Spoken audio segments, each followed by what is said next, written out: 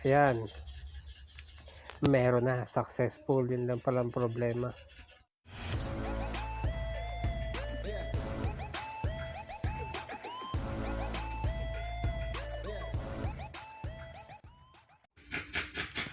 Ito yung cigarette port lighter, nilagyan natin ng voltmeter. Ngayon ayos siya gumana. Ito yung ituturo ko sa inyo, isa sa mga dahilan kung bakit tayo gumana ang cigarette port lighter. Ayan, panoorin po ninyo. Ayan, naka-on na po yan, pero wala pa rin siyang power. Ayan, ginagawa din gagawin yan. Yan, ilolocate natin kung nasaan ang ating fuse box, kasi doon natin makikita kung nasaan yung fuse. Baka may problema yung fuse ng ating cigarette lighter.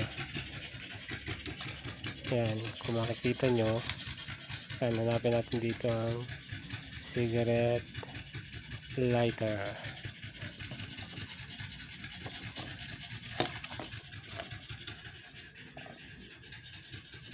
Yun, cigarette lighter yan.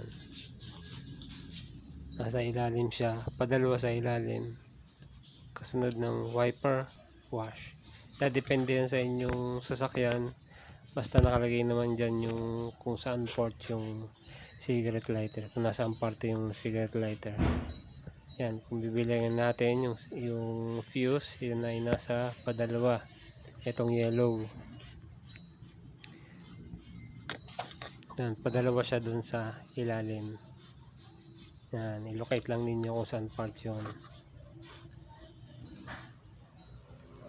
Kung may fuse puller kayo, mas maganda. Pero ito naman, kahit kamay okay na, madali naman siyang tanggalin. Pero kung mahirap, kung walang fuse puller, kahit long nose o plies, dahan-dahan lang, baka mabasag.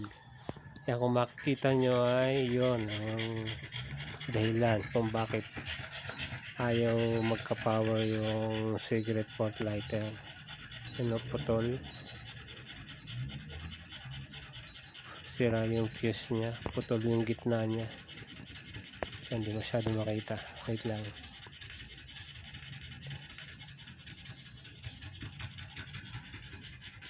Nahanap ko lang ng magandang anggulo. Yun, o, putol yung gitna. Dapat kasi magkadugtong yan, pumutok siya. Ayun, naputol. Yan, tingnan nyo itong ano nya, yung bagong fuse. Ayan, magkadugtong siya, oh. Hindi siya putol yung gitna nya, oh. Yan, yan dapat ang fuse para gumana. Yan nga pala ay 20 amperes.